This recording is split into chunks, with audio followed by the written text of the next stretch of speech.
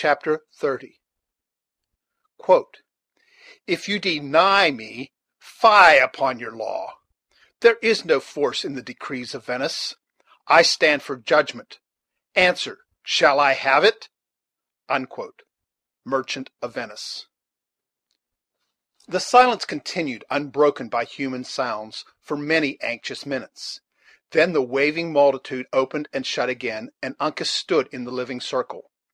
All those eyes which had been curiously studying the lineaments of the sage, as the source of their own intelligence, turned on the instant, and were now bent in secret admiration on the erect, agile, and faultless person of the captive. But neither the presence in which he found himself, nor the exclusive attention that he attracted, in any manner disturbed the self-possession of the young Mohican. He cast a deliberate and observing look on every side of him, meeting the settled expression of hostility that lowered in the visages of the chiefs, with the same calmness as the curious gaze of the attentive children. But when, last in his haughty scrutiny, the person of Tamenund came under his glance, his eye became fixed, as though all other objects were already forgotten. Then, advancing with a slow and noiseless step up the area, he placed himself immediately before the footstool of the sage, where he stood unnoted, though keenly observant himself, until one of the chiefs apprised the latter of his presence. "With what tongue does the prisoner speak to the Manito?" demanded the patriarch, without unclosing his eyes. "Like his father's," Uncas replied, "with the tongue of the Delaware." At this sudden and unexpected annunciation, a low, fierce yell ran through the multitude, that might not inaptly be compared to the growl of the lion as his caller is first awakened, fearful omen of the weight of his future anger. The effect was equally strong on the sage, though differently exhibited. He passed his hand before his eyes, as if to exclude the least evidence of so shameful a spectacle, while he repeated his low, guttural tones the words he had just heard. "A Delaware! I have lived to see the tribes of the Lenape driven from their council fires, and scattered like broken herds of deer among the hills of the Iroquois. I have seen the hatchets of a strong people sweep woods from the valleys, and the winds of heaven have spared. The beasts that run on the mountains, and the birds that fly above the trees, have I seen living in the wigwams of men, but never before have I found a Delaware so base as to creep like a poisonous serpent into the camps of his nation." "The singing birds have opened their bills," returned Uncas, in the softest notes of his own musical voice, "and Tamenund has heard their song." The sage started, and bent his head aside, as if to catch the fleeting sounds of some passing melody. "Does Tamenund dream?" he exclaimed. "What voice is at his ear? Have the winters gone backward? Will summer come again to the children of the Lenape?" A solemn and respectful silence succeeded this incoherent burst from the lips of the Delaware prophet. His people readily constructed his unintelligible language into one of those mysterious conferences he was believed to hold so frequently with a superior intelligence, and they awaited the issue of the revelation in awe. After a patient pause, however, one of the aged men, perceiving that the sage had lost the recollection of the subject before him, ventured to remind him again of the presence of the prisoner. "The false Delaware trembles, lest he should hear the words of Tamenund," he said. "'Tis a hound that howls when the Yankees show him a trail." "And ye," returned Uncas, looking sternly around him, "are dogs that whine when the Frenchman casts the offals of his deer." 20 knives gleamed in the air, and as many warriors sprang to their feet at this biting and perhaps merited retort; but emotion from one of the chiefs suppressed the outbreaking of their tempers, and restored the appearance of quiet. The task might probably have been more difficult, had not a movement made by Tamenund indicated that he was again about to speak. "Delaware," resumed the sage, "little art thou worthy of thy name. My people have not seen a bright sun in many winters, and the warrior who deserts his tribe when hid in clouds is doubly a traitor. The law of the Manitou is just. It is so while the rivers run and the mountains stand, but the blossoms come and go on the trees. It must be so.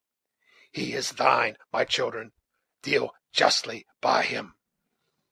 Not a limb was moved, nor a breath drawn louder and longer than common, until the closing syllable of this final decree had passed the lips of Tamenund. Then a cry of vengeance burst at once, as it might be from the united lips of the nation, a frightful augury of their ruthless intentions. In the midst of these prolonged and savage yells, a chief proclaimed in a high voice that the captive was condemned to endure the dreadful trial of torture by fire. The circle broke its order, and screams of delight mingled with the bustle and tumult of preparation. Hayward struggled madly with his captors. The anxious eye of Hawkeye began to look around him with an expression of peculiar earnestness, and Cora again threw herself at the feet of the patriarch, once more a suppliant for mercy. Throughout the whole of these trying moments, Uncas had alone preserved his serenity. He looked on the preparations with a steady eye, and when the tormentors came to seize him, he met them with a firm and upright attitude. One among them, if possible more fierce and savage than his fellows, seized the hunting shirt of the young warrior, and at a single effort tore it from his body. Then, with a yell of frantic pleasure, he leaped toward his unresisting victim, and prepared to lead him to the stake. But at that moment, when he appeared most a stranger to the feeling of humanities, the purpose of the savage was arrested, as suddenly as if a supernatural agency had interposed in the behalf of Uncas. The eyes of the Delaware seemed to start from their sockets. His mouth opened, and his whole form became frozen in an attitude of amazement. Raising his hand with a slow and regulated motion, he pointed with the finger to the bosom of the captive. His companions crowded about him in wonder, and every eye was like his own, fastened intently on the figure of a small tortoise, beautifully tattooed on the breast of the prisoner, in a bright blue tint. For a single instant Uncas enjoyed his triumph, smiling calmly on the scene. Then, motioning the crowd away with a high and haughty sweep of his arm, he advanced in front of the nation with the air of a king, and spoke in a voice louder than the murmur of admiration that ran through the multitude. "Men of the Lenape," he said, "my race upholds the earth. Your feeble tribes stands on my shell. What fire that a Delaware can light would burn the child of my fathers," he added, pointing proudly to the simple blazonry on his skin. "The blood that came from such a stock would smother your flames. My race is the grandfather of nations." "Who art thou?" demanded Tamenund, rising at the startling tones he heard, more than any meaning conveyed by the language of the prisoner. "Uncas, son of Chingachgook," answered the captive modestly, turning from the nation and bending his head in reverence to the other's character and years. "A son of the great Unimus." Footnote: Turtle. End footnote. "The hour of Tamenund is nigh," exclaimed the sage. "The day is come at last to the night. I thank the Manitou. The one is here to fill my place at the council fire. Uncas, the child of Uncas is found. Let the eyes of a dying eagle gaze on the rising sun." The youth stepped lightly but proudly on the platform, where he became visible to the whole agitated and wondering multitude. Tamenund held him long at the length of his arm, and read every turn in the fine lineaments of his countenance, with the untiring gaze of one who recalled days of happiness. "Is Tamenund a boy?" at length the bewildered prophet exclaimed. "Have I dreamed of so many snows, that my people were scattered like floating sands? Of Yengeese, more plenty than the leaves on the trees? The arrow of Tamenund would not frighten the fawn. His arm is withered like the branch of a dead oak. The snail would be swifter in the race, yet is Uncas before him, as they went to battle against the pale-faces. Uncas, the panther of his tribe, the eldest son of the Lenape, the wisest Sagamore of the Mohicans. Tell me, ye Delawares, has Tamenund been a sleeper for 100 winters?" The calm and deep silence which succeeded these words sufficiently announced the awful reverence with which his people received all communication of the patriarch. None dared to answer, though all listened in breathless expectation of what might follow. Uncas, however, looking in his face with the fondness and veneration of a favored child, presumed on his own high and acknowledged rank to reply. "4 warriors of his race have lived and died," he said, "since the fire of Tamenund led his people to battle. The blood of the turtle has been in many chiefs, but all have gone back into the earth from whence they came, except Chingachgook and his son." "It is true, it is true," returned the sage, a flash of recollection destroying all his pleasing fancies, and restoring him at once to a consciousness of the true history of his nation. "Our wise men have often said that 2 warriors of the unchanged race were in the hills of the Yengeese. Why have their seats at the council fires of the Delawares been so long empty?" At these words the young man raised his head, which he had still kept bowed a little in reverence, and lifting his voice so as to be heard by the multitude, as if to explain at once and forever the policy of his family, he said aloud: "Once we slept where we could hear the Salt Lake speak of his anger. Then we were rulers and sagamores over the land. But when a pale face was seen on every brook, we followed the deer back to the river of our nation. The Delawares are gone. Few warriors of them all stayed to drink of the stream they love. They said, my fathers, here will we hunt. The waters of the river go into the Salt Lake. If we go toward the setting sun, we shall find streams that run into the great lakes of the Sweetwater. There would a Mohican die like fishes of the sea in the clear springs.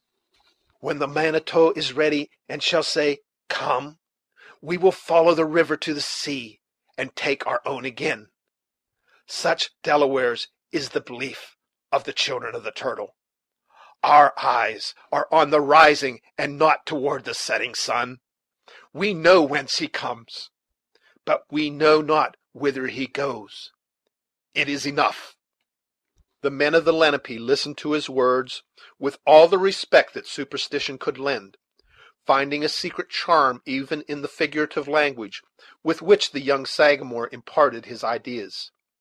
Uncas himself watched the effect of his brief explanation with intelligent eyes, and gradually dropped the air of authority he had assumed, as he perceived that his auditors were content.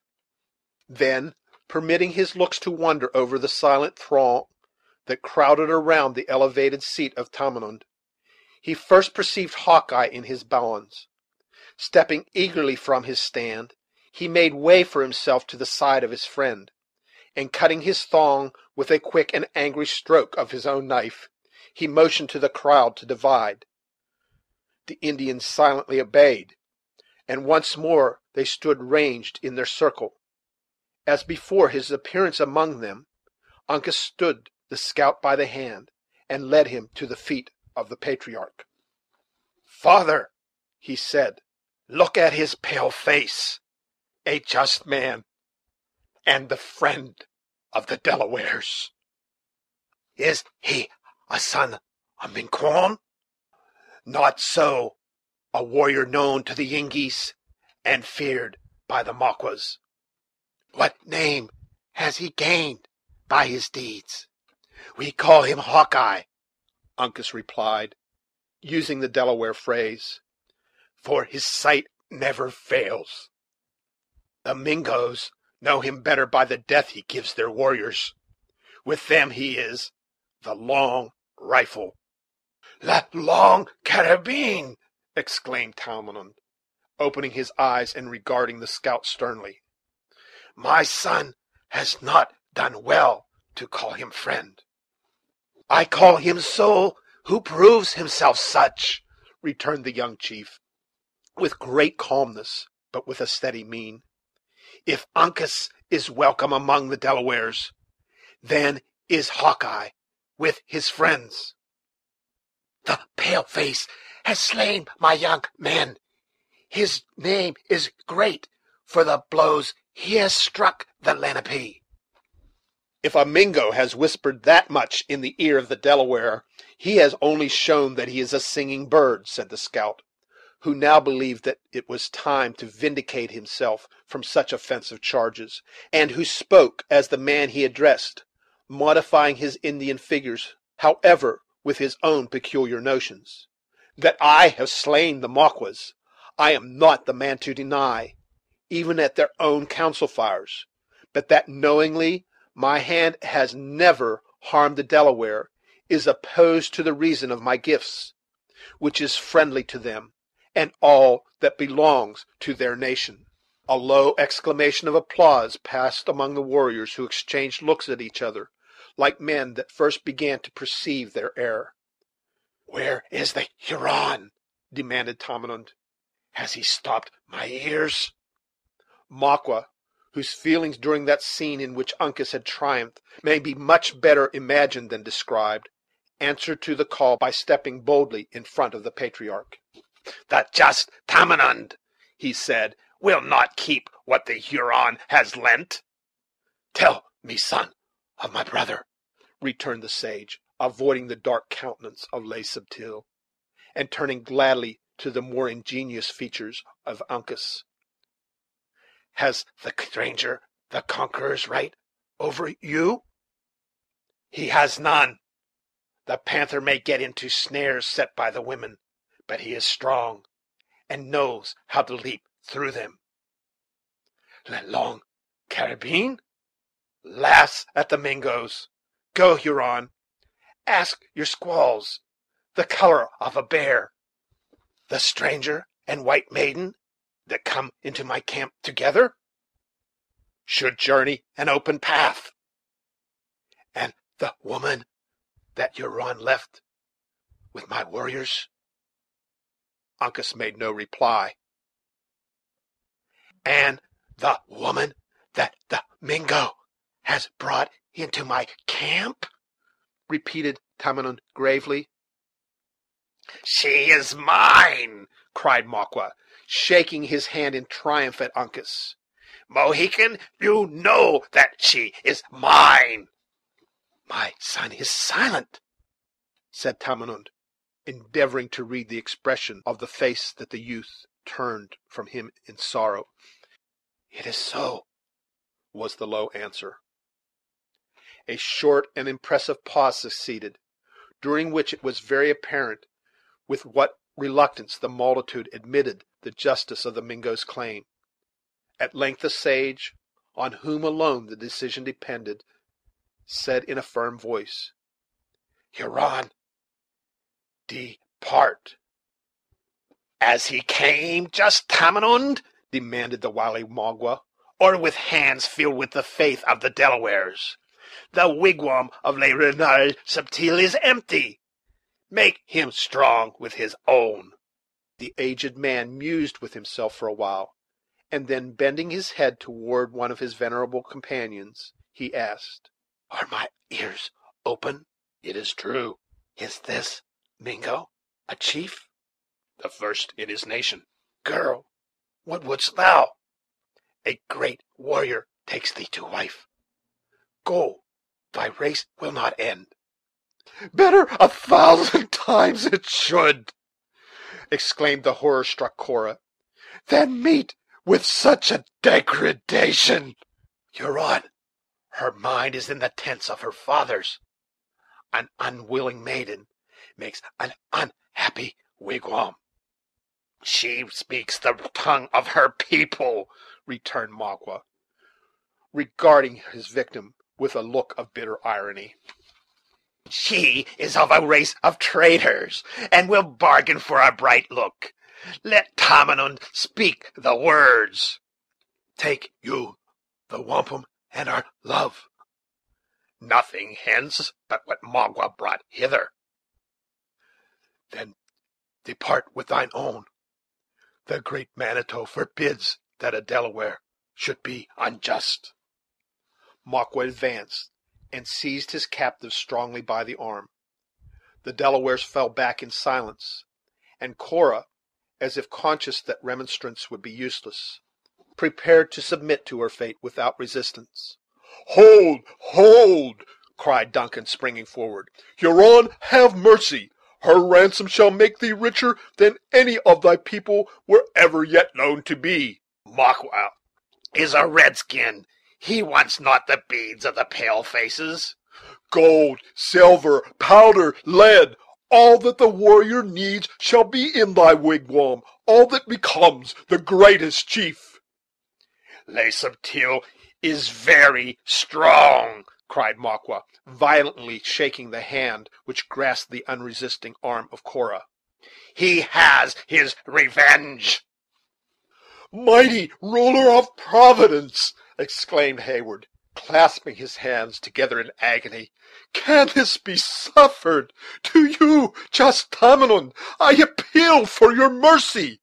"The words of the Delaware are said," returned the sage, closing his eyes and dropping back into his seat, alike wearied with his mental and bodily exertion.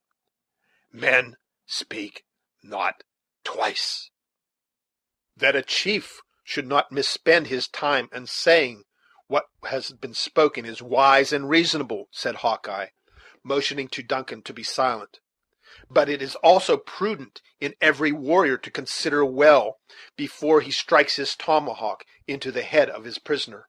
Huron, I love you not, nor can I say that any Mingo has ever received much favor at my hands.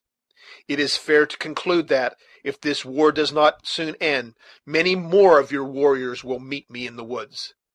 Put it to your judgment, then, whether you would prefer taking such a prisoner as that into your encampment, or one like myself, who am a man that it would greatly rejoice your nation to see with naked hands." "Will the long rifle give his life for the woman?" demanded Magua, hesitatingly, for he had already made a motion toward quitting the place with his victim. "No, no, I have not said so much as that," returned Hawkeye, drawing back with suitable discretion, when he noted the eagerness with which Magua listened to his proposal. "It would be an unequal exchange to give a warrior in the prime of his age and usefulness for the best woman on the frontiers. I might consent to go into winter quarters now, at least 6 weeks afore the leaves will turn, on condition you will release the maiden." Magua shook his head, and made an impatient sigh for the crowd to open. "Well, then," added the scout, with the musing air of a man who had not half made up his mind, "I will throw Killdeer into the bargain. Take the word of an experienced hunter, the peace has not its equal atween the provinces." Magua still disdained to reply, continuing his efforts to disperse the crowd. "Perhaps," added the scout, losing his dissembled coolness exactly in proportion as the other manifested an indifference to the exchange. "If I should condition to teach your young men the real virtue of the weapon, it would smooth the little differences in our judgments." Le Renard fiercely ordered the Delawares, who still lingered in an impenetrable belt around him, in hopes he would listen to the amicable proposal, to open his path, threatening by the glance of his eye another appeal of the infallible justice of their prophet. "What is ordered must sooner or later arrive," continued Hawkeye, turning with a sad and humbled look to Uncas. "The varlet knows his advantage, and will keep it. God bless you, boy. You have found friends among your natural kin, and I hope they will prove as true as some you have met who had no Indian cross. As for me, sooner or later I must die. It is, therefore, fortunate there are but few to make my death howl. After all, it is likely the imps would have managed to master my scalp; so a day or two will make no great difference in the everlasting reckoning of time. God bless you," added the rugged woodsman, bending his head aside, and then instantly changing its direction again, with a wistful look toward the youth. "I love both you and your father, Uncas, though our skins are not altogether of a color, and our gifts are somewhat different. Tell the Sagamore I never lost sight of him in my greatest trouble; and as for you, think of me sometimes when on a lucky trail, and depend on it, boy, whether there be one heaven or two, there is a path in the other world by which honest men may come together again. You'll find the rifle in the place we hid it. Take it, and keep it for my sake. And harkee, lad, as your natural gifts don't deny you the use of vengeance, use it a little freely on the Mingoes. It may unburden griefs at my loss, and ease your mind. Huron, I accept your offer. Release the woman. I am your prisoner." A suppressed but still distinct murmur of approbation ran through the crowd at this generous proposition, even the fiercest among the Delaware warriors manifesting pleasure at the manliness of the intended sacrifice. Maqua paused, and for an anxious moment, it might be said, he doubted. Then, casting his eyes on Cora, with an expression in which ferocity and admiration were strangely mingled, his purpose became fixed forever. He intimated his contempt of the offer with a backward motion of his head, and said, in a steady and settled voice: Le Renard Subtil is a great chief. He has but one mind. Come," he added, laying his hand too familiarly on the shoulder of his captive to urge her onward. "A Huron is no tattler.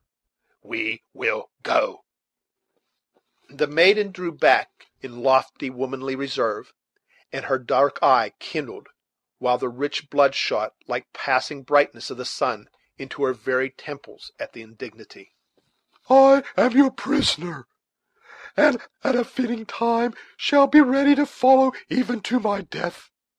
But violence is unnecessary," she coldly said, and immediately, turning to Hawkeye, added: "Generous hunter, from my soul I thank you. Your offer is vain, neither could it be accepted. But still you may serve me, even more than in your own noble intention. Look at that drooping, humble child. Abandon her not until you leave her in the habitations of civilized men. I will not say," wringing the hard hand of the scout, "that her father will reward you, for such as you are above the rewards of men. But he will thank you and bless you, and believe me, the blessing of a just and aged man has virtue in the sight of heaven. Would to God I could hear one word from his lips at this awful moment." Her voice became choked, and for an instant she was silent.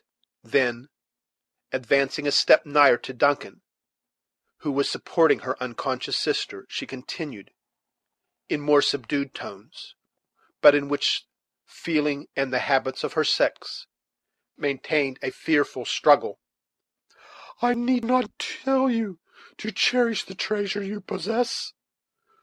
You love her, Heyward. That would conceal 1,000 faults. Though she had them, she is kind, gentle, sweet, good, as mortal may be. There is not a blemish in mind or person at which the proudest of you all would sicken. She is fair, oh, how surpassingly fair!" laying her own beautiful but less brilliant hand in melancholy affection on the alabaster forehead of Alice, and parting the golden hair which clustered about her brows. "And yet her soul is pure and spotless as her skin. I could say much more, perhaps, than cooler reason would approve, but I will spare you and myself." Her voice became inaudible, and her face was bent over the form of her sister.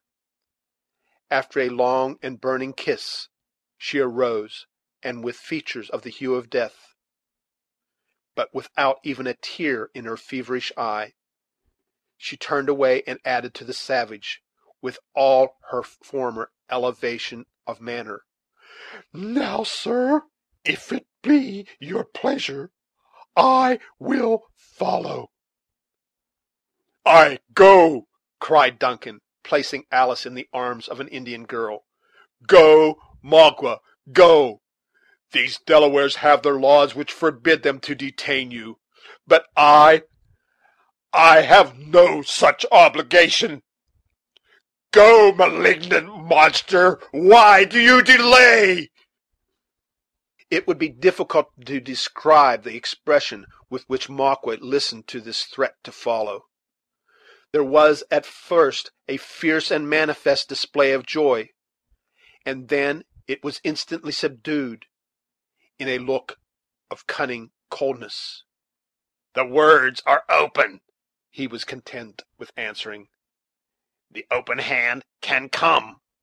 "Hold!" cried Hawkeye, seizing Duncan by the arm, and detaining him by violence. "You know not the craft of the imp. He would lead you to an ambushment and your death." "Huron!" interrupted Uncas, who, submissive to the stern customs of his people, had been an attentive and grave listener to all that passed. "Huron, the justice of the Delawares comes from the Manitou. Look at the sun; he is now in the upper branches of the hemlock. Your path is short and open. When he is seen above the trees, there will be men on your trail." "I hear a crow!" exclaimed Magua with a taunting laugh. "Go," he added, shaking his hand at the crowd, which had slowly opened to admit his passage. "Where are the petticoats of the Delawares? Let them send their arrows and their guns to the Wyandots. They shall have venison to eat and corn to hoe. Dogs, rabbits, thieves, I spit on you!" His parting jibes were listened to in a dead, boding silence, and, with these biting words in his mouth, the triumphant Magua passed unmolested into the forest, followed by his passive captive, and protected by the inviolable laws of Indian hospitality. Chapter 30. Chapter 31. Flew. Kill the poise and the luggage. 'Tis expressly against the law of arms. 'Tis an arrant a piece of knavery. Mark you now, as can be offered in the earld. From King Henry V. So long as their enemy and his victim continued in sight, the multitude remained motionless, as beings charmed to the place by some power that was friendly to the Huron. But the instant he disappeared, it became tossed and agitated by fierce and powerful passion. Uncas maintained his elevated stand, keeping his eyes on the form of Cora until the colors of her dress were blended with the foliage of the forest, when he descended, and, moving silently through the throng, he disappeared in that lodge from which he had so recently issued. A few of the graver and more attentive warriors, who caught the gleams of anger that shot from the eyes of the young chief in passing, followed him to the place he had selected for his meditations, after which Tamenund and Alice were removed, and the women and the children were ordered to disperse. During the momentous hour that succeeded, the encampment resembled a hive of troubled bees, who only awaited the appearance and example of their leader to take some distant and momentous flight. A young warrior at length issued from the lodge of Uncas, and, moving deliberately, with a sort of grave march, toward a dwarf pine that grew in the crevices of the rocky terrace, he tore the bark from its body, and then turned whence he came without speaking. He was soon followed by another, who stripped the sapling of its branches, leaving it a naked and blazed trunk. Footnote: a tree which has been partially or entirely stripped of its bark is said, in the language of the country, to be blazed. The term is strictly English, for a horse is said to be blazed when it has a white mark. End footnote. A third colored the post with stripes of a dark red paint. All which indications of a hostile design in the leaders of the nation were received by the men without in a gloomy and ominous silence. Finally, the Mohican himself reappeared, divested of all his attire, except his girdle and leggings, and with one half of his fine features hid under a cloud of threatening black. Uncas moved with a slow and dignified tread toward the post, which he immediately commenced encircling with a measured step, not unlike an ancient dance, raising his voice at the same time in the wild and irregular chant of his war song.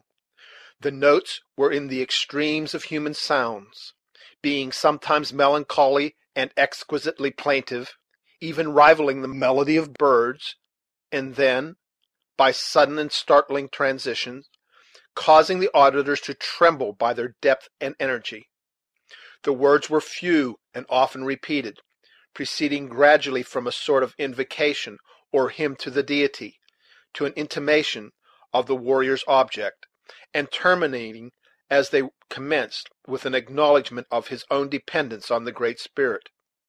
If it were possible to translate the comprehensive and melodious language in which he spoke, the ode might read something like the following: Manitou, Manitou, Manitou, thou art great, thou art good, thou art wise.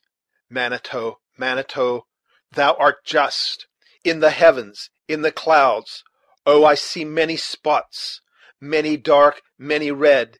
In the heavens, oh, I see many clouds.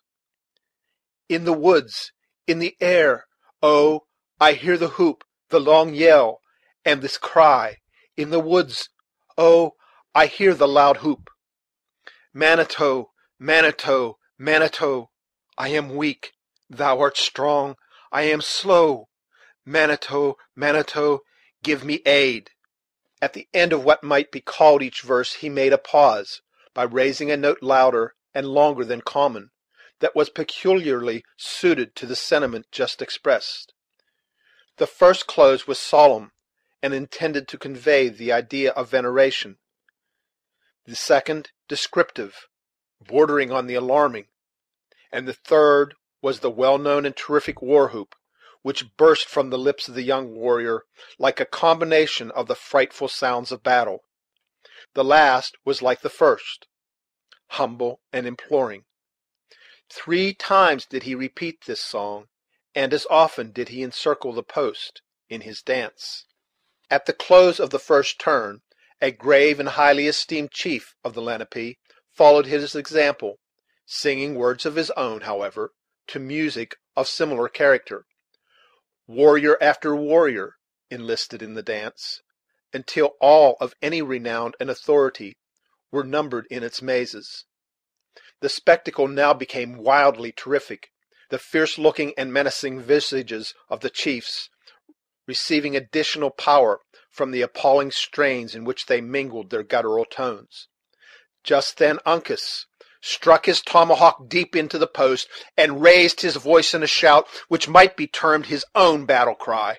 The act announced that he had assumed the chief authority in the intended expedition. It was a signal that awakened all the slumbering passions of the nation. 100 youths, who had hitherto been restrained by the diffidence of their years, rushed in a frantic body on the fancied emblem of their enemy, and severed it asunder, splinter by splinter, until nothing remained of the trunk but its roots in the earth. During this moment of tumult, the ruthless deeds of war were performed on the fragments of the tree, with as much apparent ferocity as if they were the living victims of their cruelty. Some were scalped, some received the keen and trembling axe, and others suffered thrust from the fatal knife. In short, the manifestations of zeal and fierce delight were so great and unequivocal that the expedition was declared to be a war of the nation. The instant Uncas had struck the blow, he moved out of the circle, and cast his eyes up to the sun, which was just gaining the point whence the truce with Magua was to end. The fact was soon announced by a significant gesture, accompanied by a corresponding cry, and the whole of the excited multitude abandoned their mimic warfare with shrill yells of pleasure, to prepare for the more hazardous experiment of the reality. The whole face of the encampment was instantly changed. The warriors, who were already armed and painted, became still, as if they were incapable of any uncommon burst of emotion. On the other hand, the women broke out of the lodges with songs of joy and those of lamentation, so strangely mixed that it might have been difficult to have said which passion preponderated. None, however, was idle. Some bore their choicest articles, others their young, and some their aged and infirm, into the forest, which spread itself like a verdant carpet of bright green against the side of the mountain. Thither Tamenund also retired, with calm composure, after a short and touching interview with Uncas, from whom the sage separated with the reluctance that a parent would quit a long lost and just recovered child. In the meantime, Duncan saw Alice to a place of safety, and then sought the scout with a countenance that denoted how eagerly he also panted for the approaching contest. But Hawkeye was too much accustomed to the war song and the enlistments of the natives to betray any interest in the passing scene. He merely cast an occasional look at the number and quality of the warriors, who, from time to time, signified their readiness to accompany Uncas to the field. In this particular he was soon satisfied, for, as has been already seen, the power of the young chief quickly embraced every fighting man in the nation. After this material point was so satisfactorily decided, he dispatched an Indian boy in quest of killdeer and the rifle of Uncas to the place where they had deposited their weapons on approaching the camp of the Delawares, a measure of double policy, inasmuch to protect the arms from their own fate if detained as prisoners, and gave them the advantage of appearing among the strangers rather as sufferers than as men provided with means of defense and subsistence. In selecting another to perform the office of reclaiming his highly prized rifle, the scout had lost sight of none of his habitual caution. He knew that Magua had not come unattended, and he also knew that Huron spies watched the movements of their new enemies along the whole boundary of the woods. It would therefore have been fatal to himself to have attempted the experiment. A warrior would have fared no better, but the danger of a boy would not be likely to commence until after his object was discovered. When Heyward joined him, the scout was coolly awaiting the result of this experiment. The boy, who had been well instructed and was sufficiently crafty, proceeded with a bosom that was swelling with the pride of such a confidence and all the hopes of young ambition, carelessly crossed the clearing to the wood, which he entered at a point at some little distance from the place where the guns were secreted. The instant, however, he was concealed by the foliage of the bushes, his dusky form was to be seen gliding like that of a serpent toward the desired treasure. He was successful, and in another moment he appeared, flying across the narrow opening that skirted the base of the terrace on which the village stood, with the velocity of an arrow, and bearing a prize in each hand. He had actually gained the crags, and was leaping up their sides with incredible activity, when a shot from the woods showed how accurate had been the judgment of the scout. The boy answered it with a feeble but contemptuous shout, and immediately a second bullet was sent after him from another part of the cover. At the next instant he appeared on the level above, elevating his guns in triumph, while he moved with the air of a conqueror toward the renowned hunter who had honored him by so glorious a commission. Notwithstanding the lively interest Hawkeye had taken in the fate of his messenger, he received Killdeer with a satisfaction that momentarily drove all other recollections from his mind. After examining the piece with an intelligent eye, and opening and shutting the pan for some 10 or 15 times, and trying sundry other equally important experiments on the lock, he turned to the boy and demanded, with great manifestations of kindness, if he was hurt. The urchin looked proudly up in his face, but made no reply. "Ah, I see, lad, the knaves have barked your arm," added the scout, taking up the limb of the patient sufferer, across which a deep flesh wound had been made by one of the bullets. "But a little bruised alder will act like a charm. In the meantime I will wrap it in a bandage of wampum. You have commenced the business of a warrior early, my brave boy, and are likely to bear a plenty of honorable scars to your grave. I know many young men that have taken scalps that cannot show such a mark as this. Go," having bound up the arm, "you will be a chief."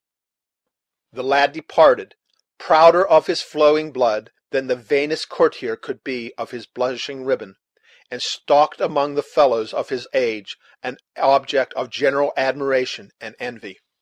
But, in a moment of so many serious and important duties, this single act of juvenile fortitude did not attract the general notice and commendation it would have received under milder auspices. It had, however, served to apprise the Delawares of the position and intentions of their enemies. Accordingly, a party of adventurers, better suited to the task than the weak though spirited boy, was ordered to dislodge the skulkers. The duty was soon performed, for most of the Hurons retired of themselves when they found they had been discovered. The Delawares followed to a sufficient distance from their own encampment, and then halted for orders, apprehensive of being led into an ambush. As both parties secreted themselves, the woods were again as still and quiet as a mild summer morning and deep solitude could render them. The calm, but still impatient, Uncas now collected his chiefs, and divided his power. He presented Hawkeye as a warrior, often tried and always found deserving of confidence. When he found his friend met with a favorable reception, he bestowed on him the command of 20 men like himself, active, skillful, and resolute. He gave the Delawares to understand the rank of Heyward among the troops of the Yengeese, and then tendered to him a trust of equal authority. But Duncan declined the charge, professing his readiness to serve as a volunteer by the side of the scout. After this disposition, the young Mohican appointed various native chiefs to fill the different situations of responsibility, and the time pressing, he gave forth the word to march. He was cheerfully but silently obeyed by more than 200 men.